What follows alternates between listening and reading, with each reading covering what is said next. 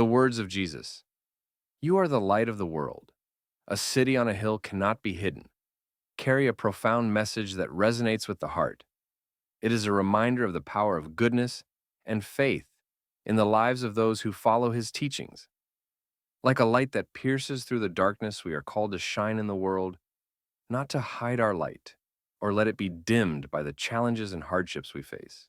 In a world that often seems filled with shadows, where despair and confusion threaten to overwhelm, these words remind us that we are meant to be a beacon of hope and guidance. A city on a hill cannot be hidden, and neither can the light of those who live with love, kindness, and faith in their hearts. We are meant to stand out, not in pride or arrogance, but in the quiet strength that comes from knowing we are reflecting the light of God. This light is not something we create on our own. It is a gift, a divine presence within us, which we are called to share. Just as a city on a hill illuminates the landscape, our actions, words, and faith should illuminate the lives of others, offering them hope, comfort, and direction. We are called not to hide our light, but to let it shine brightly for the world to see, to show others the way toward love, peace, and salvation. Through this, we fulfill our purpose as the light of the world. But on this day, everything was about to change. The air felt different. There was a ripple of anticipation in the crowds, a murmur that traveled from ear to ear. Jesus of Nazareth is coming this way, someone said. The healer, the one who makes the blind see, the lame walk, and the deaf hear.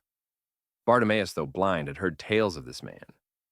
He had heard stories of how Jesus had touched the lives of the sick and the broken, how he had brought hope to the hopeless and light to the darkest of places. Jesus was not like the others who had passed through Jerusalem. He was said to possess a power, unlike any other, a power that came from God himself. For the first time in years, Bartimaeus felt a flicker of hope. Could this be the moment he had waited for? Could this be the one who would restore his sight?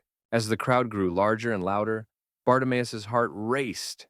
He strained his ears, trying to catch the sound of Jesus' footsteps, but there was so much noise around him. People were talking, shouting, and pushing, eager to catch a glimpse of the healer. But Bartimaeus didn't need to see Jesus to know that he was near. The whispers of hope were enough. He rose to his feet, unsteady at first, but driven by a force greater than himself. He had heard enough to know what to do. This was his chance, his only chance. Jesus, Son of David, have mercy on me. He cried out, his voice filled with desperation and faith. The crowd around him hushed for a moment, then erupted in disapproval. Shh, they said. Be quiet, don't bother the teacher. He's too busy. But Bartimaeus would not be silenced. His voice grew louder, his cry more desperate.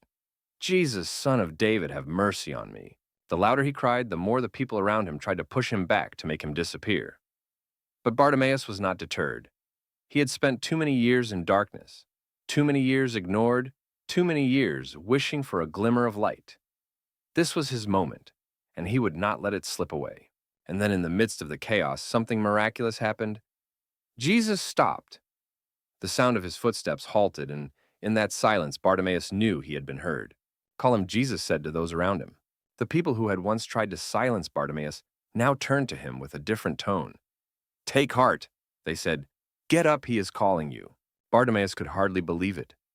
His heart leapt within him, and without a second thought, he threw off his cloak and made his way to Jesus.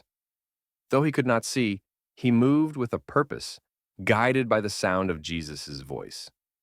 The crowd parted, and for the first time in his life, Bartimaeus felt the presence of someone who saw him not as a beggar, not as an outcast, but as a person worthy of attention and love.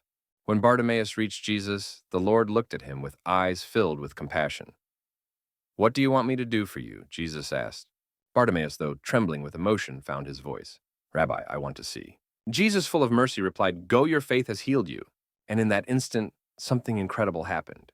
The world around Bartimaeus exploded into light.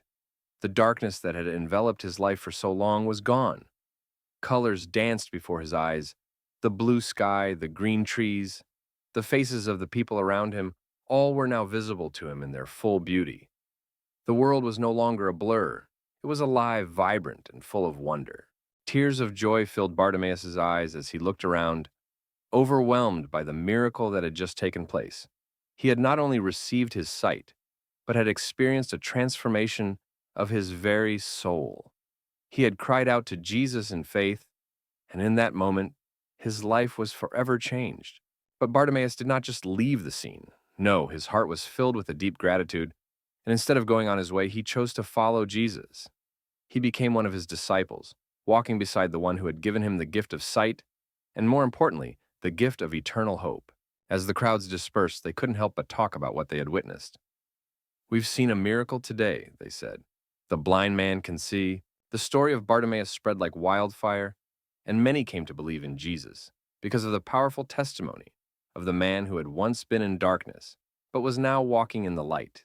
Jesus had not only healed Bartimaeus' physical blindness, but he had also healed his spiritual blindness, opening his eyes to the truth of God's love and power.